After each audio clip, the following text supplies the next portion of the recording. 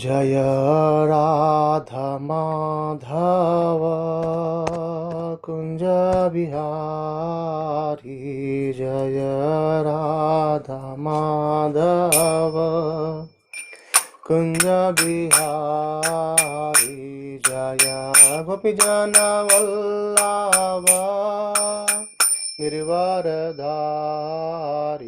जय गोपीजन Vallabh Girivardhari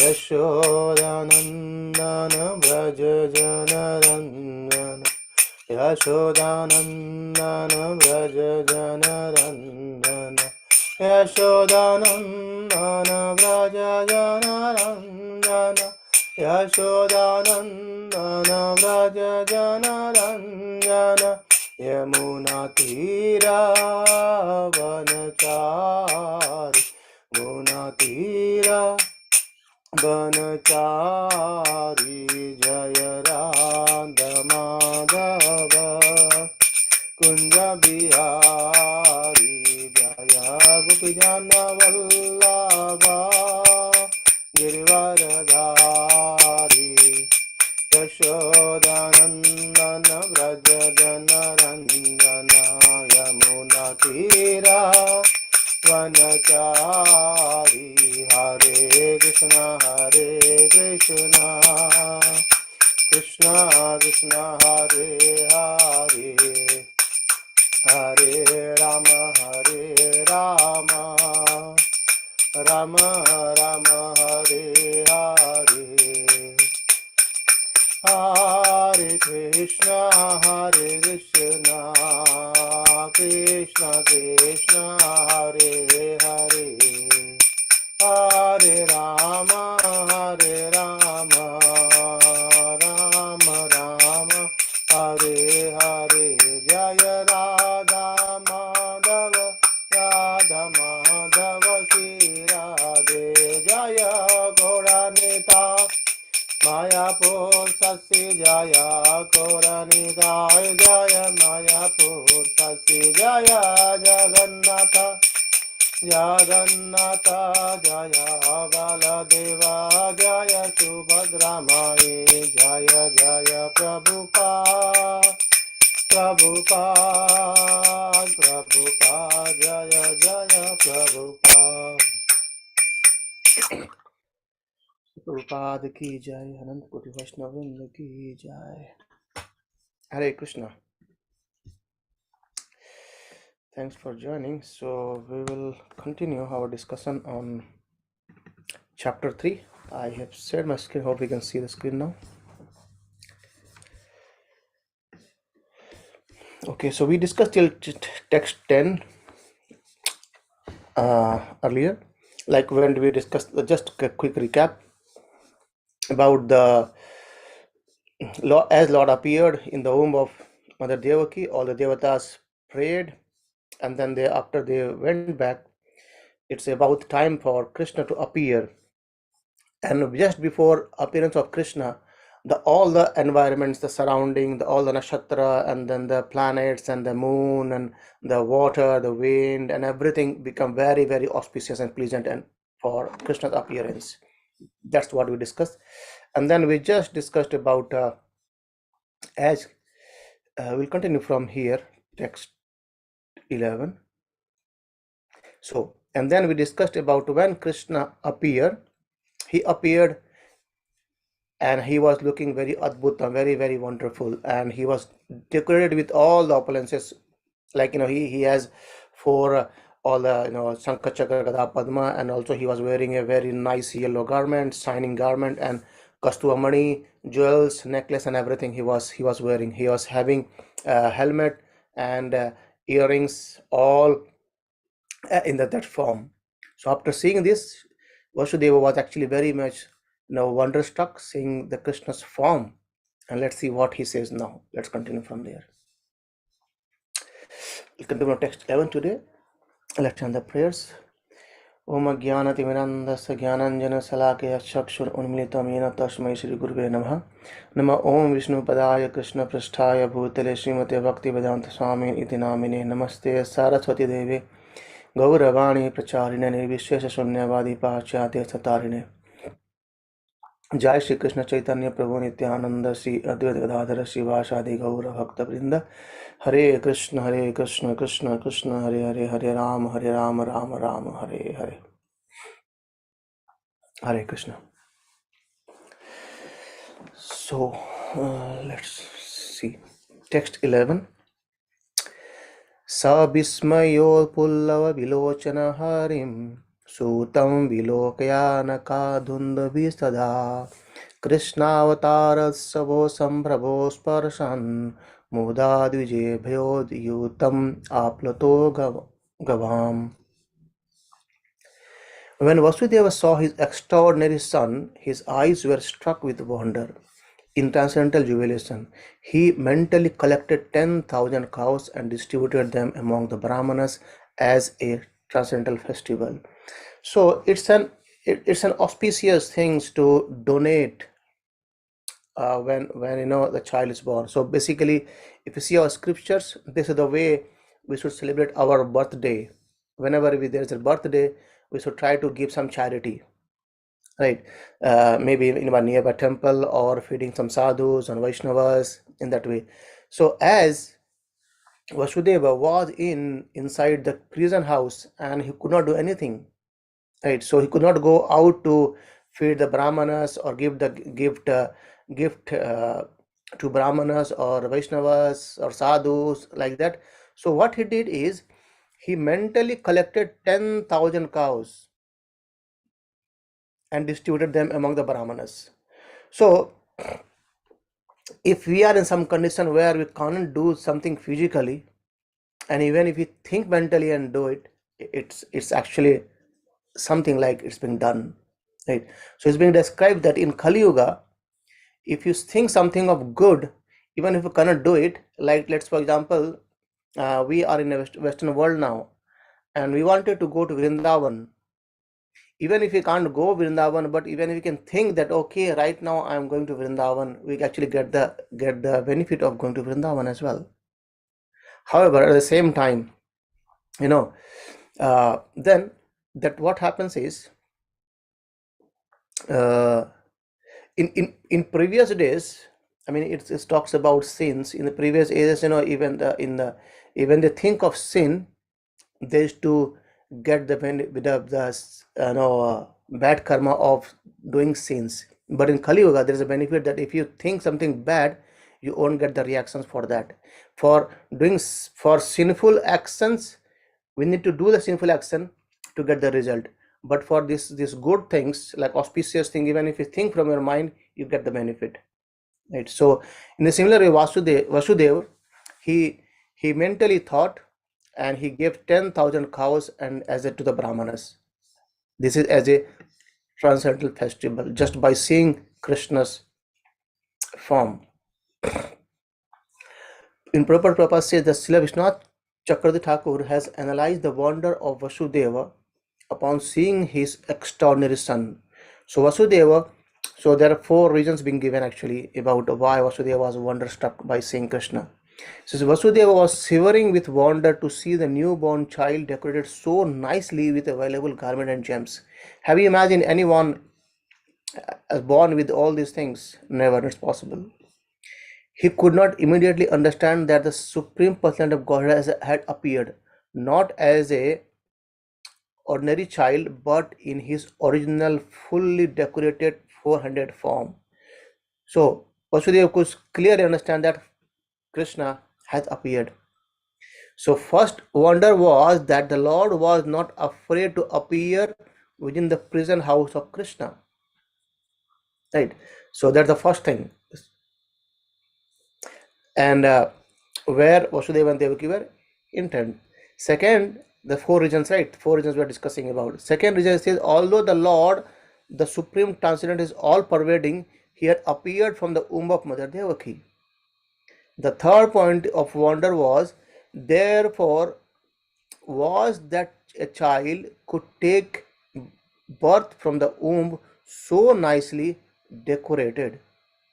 Fourth is the Supreme Personality of Godhead was Vasudeva's worshipable deity, yet had taken birth as his son. So four reasons is given. So Krishna, his being Vasudeva used to worship Krishna, right? And you see in the previous, where they were in Prishni and Sutapa, they worshipped Lord, and then to appear as a son. So that's how Krishna appeared thrice as a son to them, right? So Kashyapa Muni and then third one is Vasudeva here. So he's seeing Krishna as his son. He's appeared completely. He saw Krishna's in completely 400 form, completely decorated with all these things, and that's why he's saying, Krishna, you are actually all pervading, but you are so kind that you appeared as our son here as well. So for these reasons, Vasudeva was transcendently jubilant, and he wanted to perform a festival as Kshatriya to celebrate the birth of a child, but because of his imprisonment, he was unable to do externally. So therefore, he did festival mentally. It's called Manasa Seva, right? So even sometimes we see doing parikrama, mental parikrama, Manasa Seva. So Manasa Parikrama, if you can't go there, at least we can think of the place like Vrindavan, especially Vrindavan, Mayapur, Jagannath Puri, right? These are places where we can think of that we are actually present there, and mentally we can go around the places, right? So let's see text 12. So from text 12 onward, Vasudeva started glorifying Krishna. As Devatas glorified Krishna, now Vasudeva is glorifying Krishna. Let's see what he says. अथेनेमम् अस्तुद् अवधार्य पुरुषं परं नाथांग कृतधीय कृतांजलि स्वरोचिष भारत सुतिकाग्रहं विरोचयन्तं गतभि प्रभावित.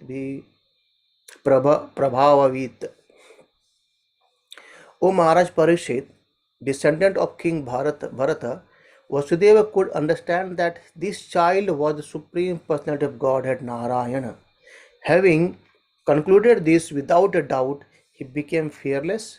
Bowing down with folded hands and concentrating his attention, he began to offer prayers to the child who illuminated his birthplace by his natural influence. So this was cold, the courtry was there, the prison house, and it was actually illuminating by the presence of Krishna. And now he is glorifying. It's midnight, but it's glowing, and then Krishna and Vasudeva is now offering obeisances and prayers to Vasudeva or to Krishna. Right. Let's see. Text 13.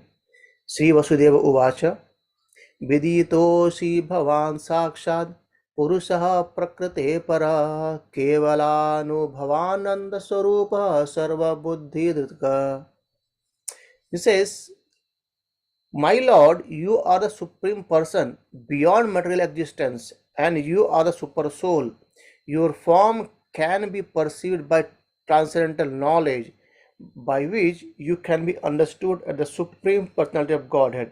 I now understand your position perfectly. So, transcendental knowledge of Dibya Gyan, that's the title for chapter 4 of Bhagavad Gita, right? So the point is, he is saying that you are Supreme Person, right? Bhavan, he says, Bhavan Sakshat Purusha. So you are the direct Supreme Person, right?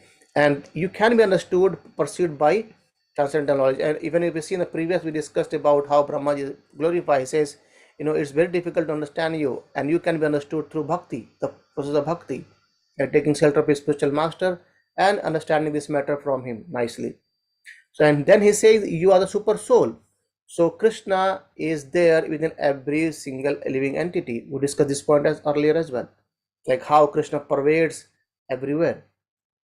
At the same time, he is aloof of everything as well. So he's within this cosmos, he's out of this cosmos as well. Let's see, Vasudeva actually goes more like that. You are inside the prison house, also you are outside of the prison house. Let's see. So within Vasudeva's heart, affection for his son and knowledge of Supreme Lord transcendental nature was both awakened. So this is called as awakened, right? How it happens? So if you see in the past of Dhruva Maharaj, there also when Dhruva Maharaj was just 5 years, and Dhruva Maharaj, he could manage to please Krishna in 6 months, and in 6 months Vishnu appeared in front of him. And but as he was a very small child, he could not respectfully pay the prayers to him.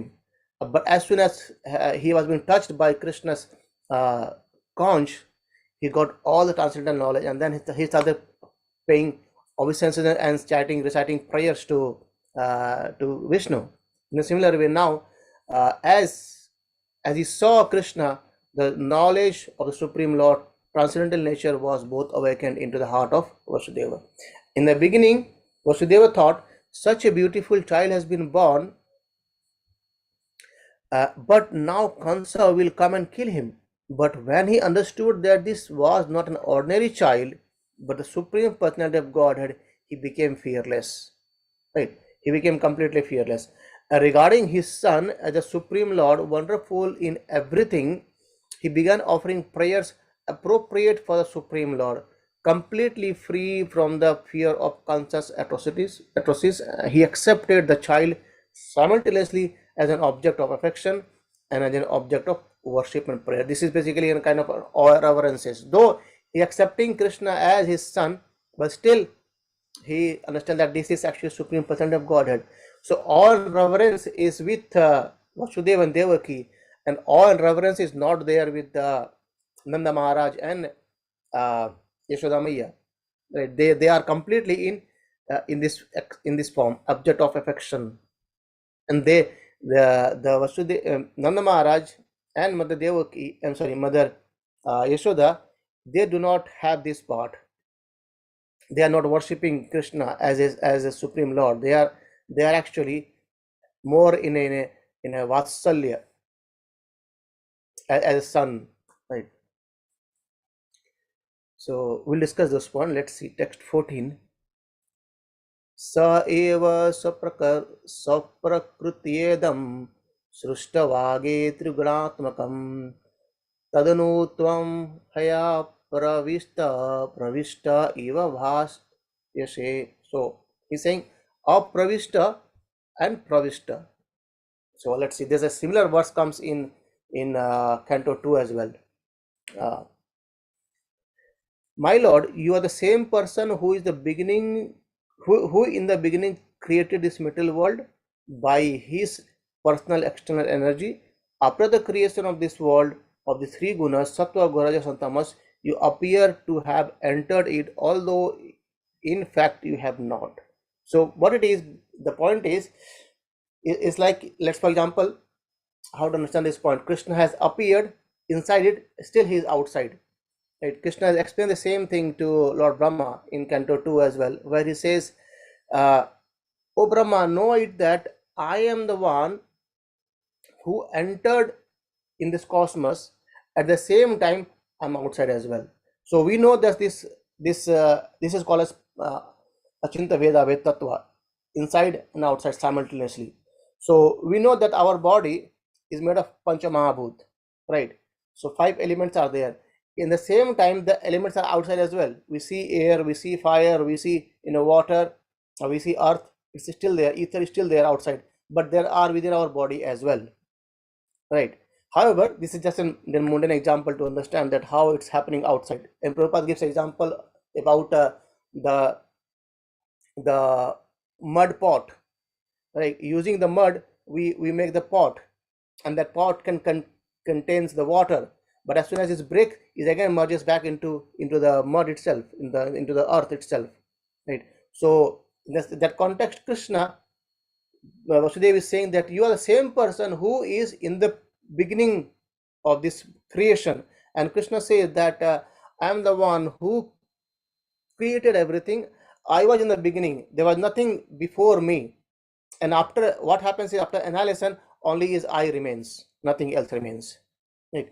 Prabhupada quotes from chapter 7.4. Bhumir apo analo vayu kham mano buddhir evacha ahankar ityam me vanna prakriti ashtadha. So these 8 elements are Krishna's bhinna, Krishna's different external energy.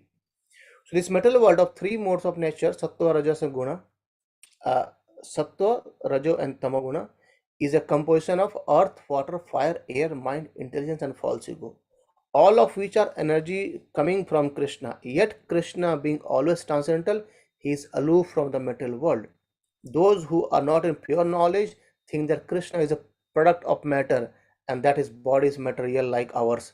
Avajananti mama mudha tanu mamam ashriya. So Krishna says in Bhagavad Gita as well.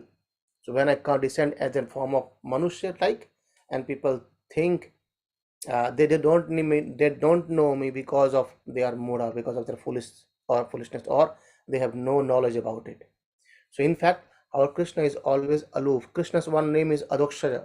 So Adhokshaja means he is aloof of these three modes. He's always on top. He's a controller of these three modes. So he cannot be entangled by these three modes. Right. Yeah. Again, Prabhupada gives Rama Samhita as well, like how Krishna enters. I worship the premier Lord Govinda, the ordinary personality of Godhead. By his plenary expansion as Mahavishnu, he enters into the material nature. Then he enters every universe as Garbhodakasai Vishnu, and then Shirakasai Vishnu. So such manifestation of cosmos creation are innumerable both in the universes and in the individual atoms. So that's how Krishna. So there are basically three Paramatma. So one Paramatma is Mahavishnu. So that's the first level of Paramatma. So when this material creation happens, material world, so the Paramatma of material world is Mahavishnu. I think I've said this picture earlier as well. So the Paramatma of material creation, whole material creation, is Mahavishnu, who is an expansion of Krishna. So Krishna expands in three Purusa. So first Purusa as Mahavishnu, and he becomes the Paramatma of the entire universes, entire material cosmos. And then from Mahavishnu, unlimited universes get created. So then Mahavishnu expands himself as Garbhodakasai Vishnu. So this is a second Paramatma expansion of Mahavishnu as goes to Garbhodakasai Vishnu. So each universe has one Paramatma, right? So hope I'm not confusing you. So one Paramatma is of whole material cosmos, that is Mahavishnu. Then in the Mahavishnu, when he breathes out, so there are unlimited universes that are created, and in each universes, him same Mahavishnu expands and enters into each universes, and he is called as Garbhodakasai Vishnu. So in each universes there is one Paramatma. One Paramatma of whole metal cosmos, and inside metal cosmos each universe has one more Paramatma, that's called Garbhodakasai Vishnu, and inside each universes there are unlimited people, like living being, earth, the aquatics, birds, beasts, everything, and each atom actually. So in that each atom, this Garbhodakasai Vishnu expands again and enters into each living entity, that is called as Shirodakasai Vishnu. Right. So basically, if you see our own self, the super soul within our heart, he is called as Shirodakasai Vishnu. The super soul of the whole universe is Garbhodakasai Vishnu. The super soul of whole metal cosmos is Mahadev Vishnu or Kanodakasai Vishnu. Hope it is clear. If not, please let me know. I can share another picture and then make it clear again.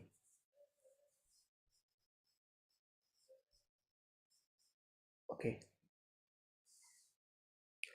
Okay, so I think it's all clear then. Let's move on. Yeah, so Prabhupada again quotes that this verse describes Mahavishnu as a plenary expansion of Krishna, and Mahavishnu lies on the causal ocean, which are described now, which discuss these things. And when he exhales, millions of Brahmanda or universes comes from his porous, and then Mahavishnu inhales, all the Brahmand disappears. Thus millions and Brahmandas controlled by the Brahmas and other Devatas come and go in the material world through the breathing of Mahavishnu. Right. So Prabhupada quoting that how to understand these points from Bhagavad Gita, Tad Vidhi Pranipatena Pariprasnena Sevaya. So take shelter of a spiritual master, a bona fide spiritual master, and inquire from him. How to inquire? Submissively and by rendering service unto him. So approach a spiritual master and do service to him. Pariprasthana sevaya, to service to him, and then inquire him submissively. So it's not an argumental way. Okay, can you show me God? Once in one of the lecture, while Prabhupada was giving, one person comes and he says, "Can you show me God?" And Prabhupada said, "You sit down. I can see the God behind you." So you are coming on the way of me and Bhagavan. He's there on the altar. So that's the point. So when we approach a spiritual master, we should be asking or inquiring submissively. So the question comes here is, it means like if we are studying the scriptures, if we have some doubt, then definitely we should clarify the doubt, and that doubt clarification should be in a submissive way. It's not in a, "Oh, no, how could it be happen? So can you please let me know?" That we can ask, not in a way that, okay, no, it seems to be completely bogus, completely wrong. That's not the way to check with spiritual master. Be submissive and then inquire from him. Why Krishna says that upadakshinte jnanam jnani tattva darshina? So we have not seen a tattva yet, but this great souls, these spiritual masters and the acharya, they have seen it, and they know the tattva very well. They have seen tattva, so they can impart this knowledge onto you as well. They can give this knowledge to you. So that's why it's very important to have in a bona fide spiritual master approaching to him and inquiring from him this service. Text 15 to text 17, he continues prayers. यथे मे विकृता भावा सथा ते विकृते सह नानावीर्यः पृथग्भूता विराजं जनयतिं हि सन्निपत्य समुपाद्य दृश्यन्ते नृगत इव राग एव विद्यमानत्वां न तेषाम् इह सम्भवः एवं भवान् बुद्ध्यै अनुमेयलक्षणैः गृहैर्गुणैः सन्नापि तद्गुणानुग्रह अनावृत्ताद्वत बहिरन्तरं न ते सर्वस्य सर्वात्मन आत्मा वस्तुनः.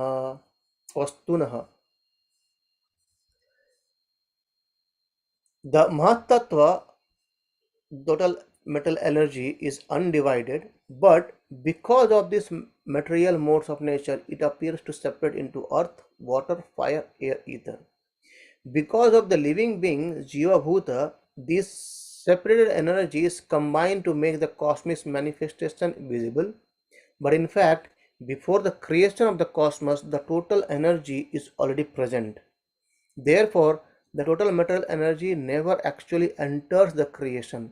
Similarly, although you are perceived by our senses because of your presence, you cannot be perceived by the senses nor experienced by the mind or words. Avan manasa gochara. With our senses, we can perceive something, but not everything. For example, we can use our eyes to see, but not to taste. Consequently, you are beyond perception by the senses. Although it although in touch with the modes of material nature, you are unaffected by them. You are prime factor in everything, all pervading, the undivided super soul. For you, therefore, there is no external or internal. You never entered in the womb of Devaki, rather you existed there already. So he's saying it's not like, it's completely saying that you existed before entering to Mother Devaki. So you are the same one who is outside and who is inside. Right? Let's see. I mean, there is a verse from Octave Devotion, like, how we cannot perceive Krishna through our material senses, but still Krishna, he becomes very kindful to us, that he comes in different forms. So let, for example, he takes the form in the wood, Jagannath. So there are 8 elements being described in Bhagavatam. By those, Krishna comes in that, and then we see this and we perceive him and his form, like, in the metal, in the wood, in steel. That's how the stones, when we take in the temple and the deities, so though they are stones, with the deities are being carved, and after that they are being done, called a prana pratishtha, where by chanting of auspicious mantras and yajnas, we invite Krishna to come within that. Krishna, anyway, he's there in each atom. So we invite them to come there, and then we start worshiping him and seeing him as the Lord, not as a stone anymore. There's a nice story. Anyway, don't want to deviate it from here. So the point is, Krishna is merciful, and that's how he take different form in different elements of this world, so that we we can worship him and we can see him. Right? Like let's example, Lord Jagannath, Gaur Nithai, Radha Krishna are all there. Sometimes you see them in metal, in wood, in stone, in even in mud. So when Dhruva Maharaj went there, and Narada Muni he says you to meditate on something, and then he says, I can't see anything here in the forest. Then Narada Muni says, actually, you can make a deity from the mud itself. Take mud and make it, and then worship it. So he's merciful, right? In that way, he comes in each form. So just to shower mercy onto us. Let's see, Prabhupada says this same understanding is explained by Lord himself in Bhagavad Gita. Maya tatam idam sarvam jagad avakta murtina masthani sarabhutani na chayam tesu avastitah. So by me, in my unmanifested form, the entire universe is pervaded, and all beings are me, but I am not in them. So it means what Krishna is within us, but we are not Krishna. Sometimes many people say that, okay, when you get liberated, you become God. So this is completely kind of, it's not a right philosophy that you become God. No one can become God. Right? If you are God, then why are you suffering now? That's completely clearly. If you think that I am God, or I can be God, become God, then you can become God right away. Why are you waiting for something else? If you are God at some point of time, then be God right away. Why to wait to become God? And why are you suffering here? Krishna never suffered. Right? When he was here, he just sucked the life of Putana in just 5 days. He was lifting Govardhan hill, and he was doing all so many different pastimes, but he had never suffered. Though he had 16,108 wives, but he never suffered. He has made palaces for each queens. Right? So if you think that I can become God, it's a very, very wrong philosophy. You cannot become God at any point of time. If you can become God, then just do right away. Why to wait for anything time? Right? So if you can become God, then why do you need liberation? Krishna is called as Adokshaja. He's already liberated. He is beyond this three mode. So the point is, all mans are in me, but I am not in them. So we are Krishna's a part and partial, but Krishna is a complete whole. Right? So the Supreme Personality of Godhead is not perceivable through the gross material senses. It is said that Lord Sri Krishna's name, fame, pastime, etc. cannot be understood by material senses. Right? Only one who is engaged in the pure devotional service under proper guidance is he revealed. So this is from Nectar of Devotion, where Krishna says that Sevan Mukhe Jivado Swam Evas Pratayadaha. We discussed some time back this point as well, right? So to understand Krishna with our gross material sense is not possible. However, just by performing seva, service, he is revealed within our heart. He is revealed by its own. Right? He is there within our heart. He knows our intention very well, and he reveals us things very well. So to see God, we need some kind of ointment. Premanjana Churita Bhakti Viloshanena. Right? So the ointment of bhakti in our eyes to see Krishna.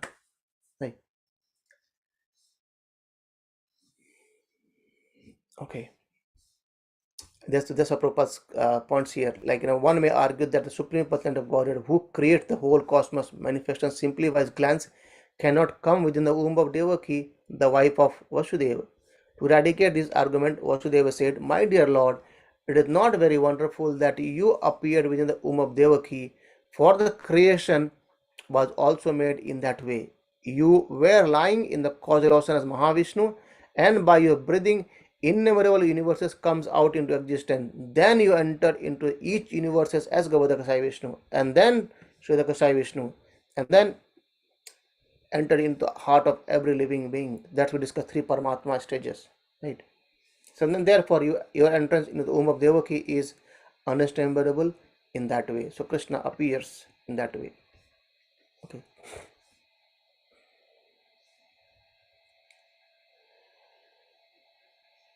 Okay, let's see the next verse, text 18.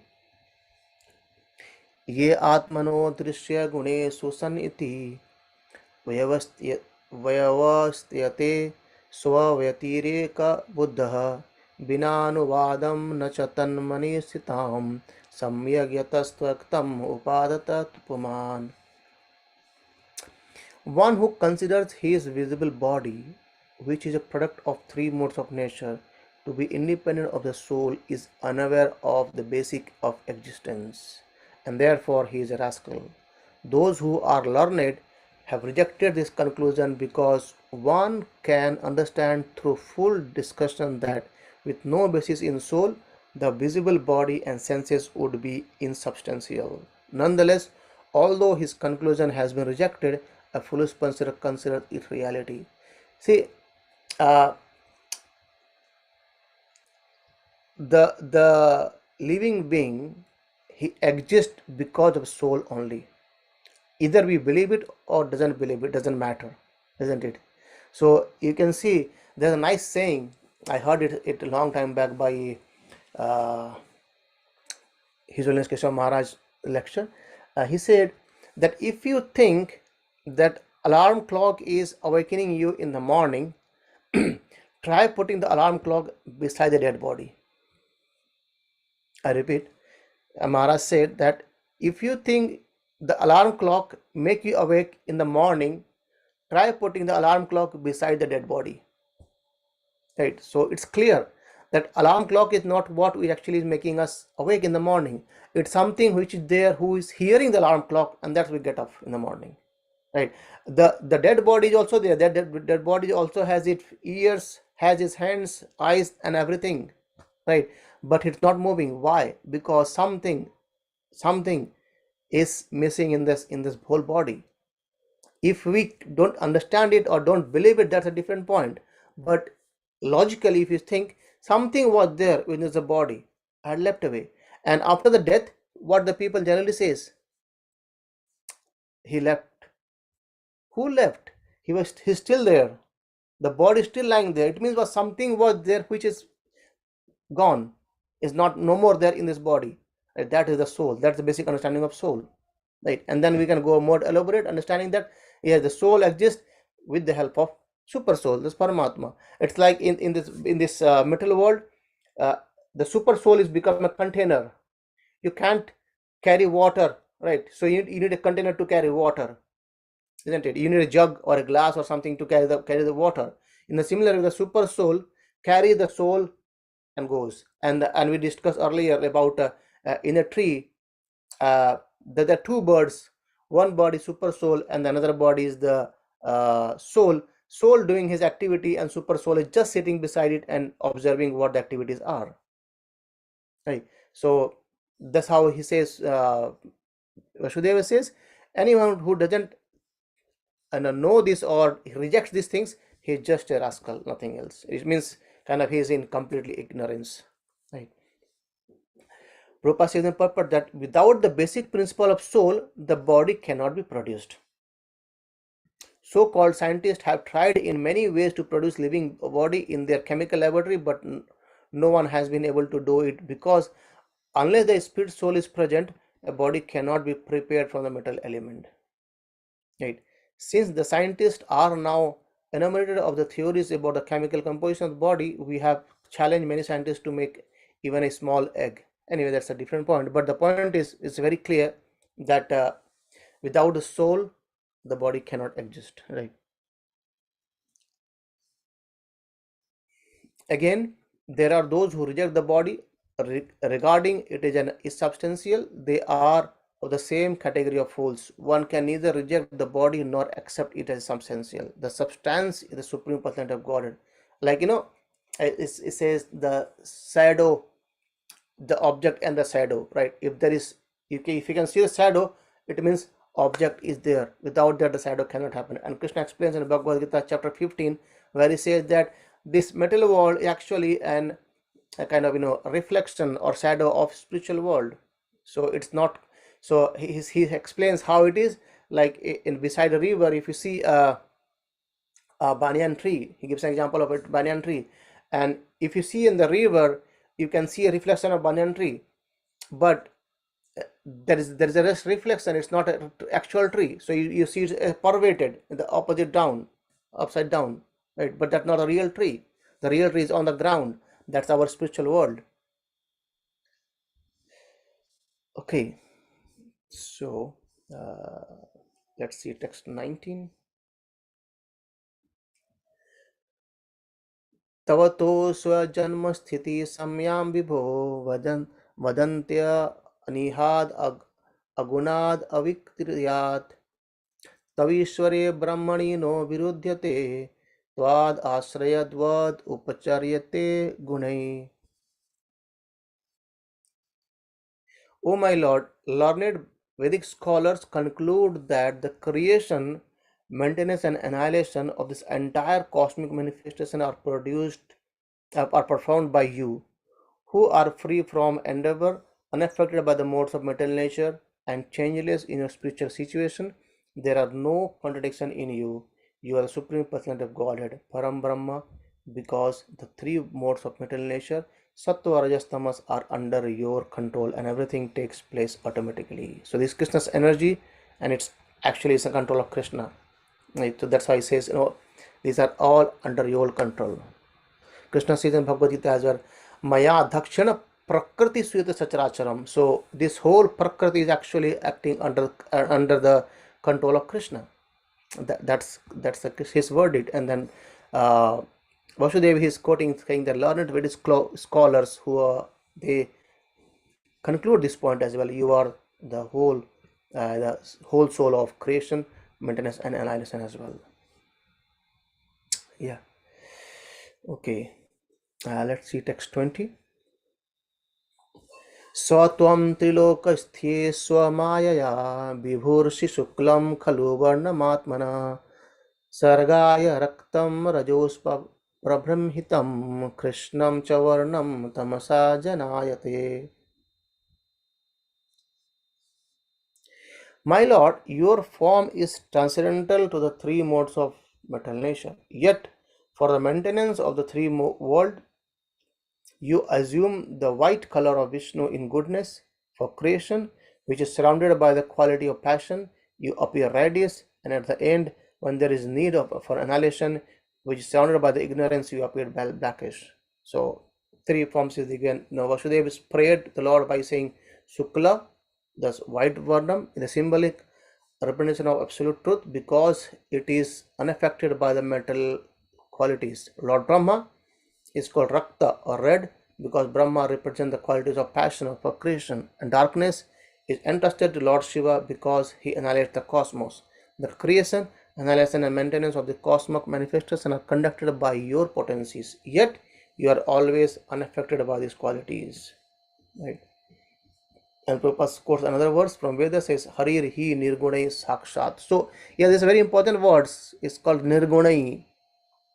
Supreme Lord, personality of God, is always free from material qualities. So some philosophers, they say nirguna means he has no qualities, formless. But the real understanding of this nirguna, this word means the guna.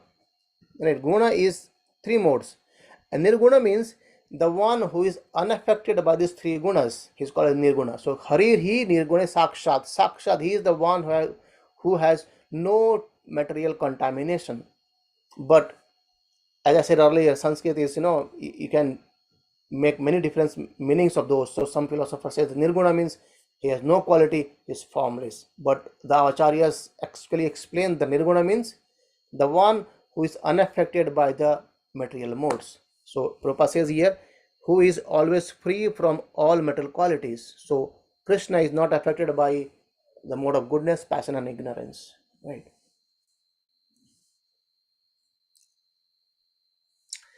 Okay. Let's see more. The real understanding of Sukla, Rakta, and Krishna is as follows. The Lord is always transcendental, but for the sake of creation, he assumed the color Rakta as Lord Brahma.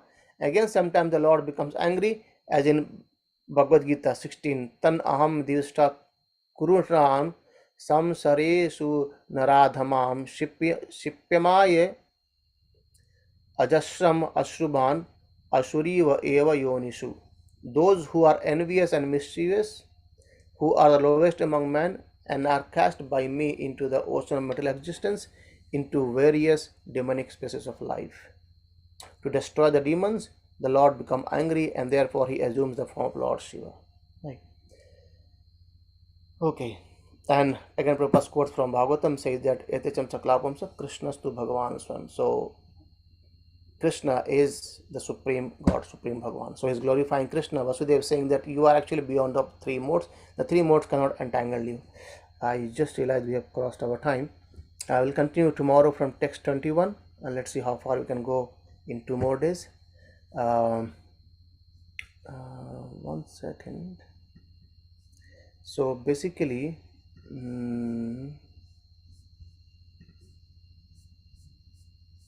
yeah, there are some more verses where Krishna is being glorified by Vasudeva, and then glorified by Mother Devaki, and then he instructs instruct the Vasudeva to go to Gokul and swipe. We'll see it anyway. We'll try to cover as much as possible.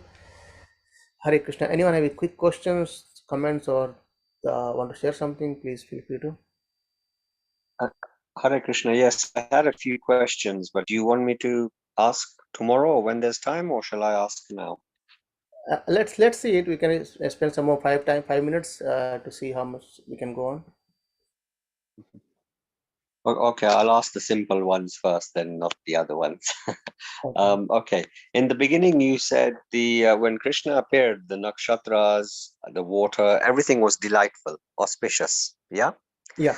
But when Krishna was born, it was a very stormy night. You remember when Vasudev crossed the river, and it was very stormy and very violent night. So I was wondering, if it was auspicious and all the waters was good, then why was there stormy night? Why was the weather climate very disturbed?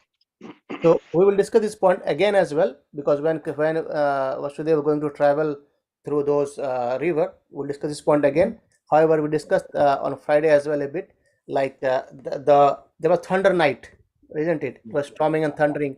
So it's been described that the the cloud, they were so happy that they're showering thunder as a auspicious sign. It was not like Oh, like thunder we see, like it says kind of it harms people. It's not like that one. It was their way of and showering kind of auspiciousness towards Krishna's appearance. That's how it oh, says. I see. Bhagavatam explains this: the thunder and the rain, they're all in jubilee and they're all dancing, so the thunder coming of that, like that. Okay. Thank you. The other thing you said was, do you remember you said just thinking about good things, we get auspicious results in Kali Yuga, this day and age, but not thinking about bad things. But in the old days, when you think about bad things, you get reaction. But when they think about good things, they don't get reaction. Was it opposite in the old days? Yes, in old days they need to perform the activity to get good actions, like pious activity, like I want to do yajna or tapasya. I mean, let's example in the old days. So in Satya Yoga or Treta Yoga, then you have to go to the Himalayas or whatever the time, and you go there and you meditate for a long time to get the result. So Right? everything was opposite in Yes, those days, other way because around. yeah, because Kali Yuga is anyways full of faults, right? So Yeah, yeah. that's why mental fault are being excused in this Kali Right. Yuga. That's the Krishna's mercy. So he excuses. So anyway, because it's already in mental, right now you have not been done commit any sinful activity yet, neither revealed to anyone yet. It's all in your mental. That's why you are not being punished. But as Shastra says, even for the good things, like I've heard many a times devotees say that if somehow or other you wanted to be in Vrindavan or in a Bhagavatam class, but somehow or other due to some circumstances you could not be there, but if you still think of that, you are there. Right. That's called Right. Manasa Seva. Okay, I have two more questions, but because of time, I'll ask next time. Yeah. Yeah, that should be okay. Yeah. Shall I ask next time? Yeah, no problem at all. Yeah. Next time. Yeah. Next time. Okay. Okay. Hare Yeah. Okay. All right. Thank you, Prabhu. Hare Krishna. Hare Thank Krishna. you.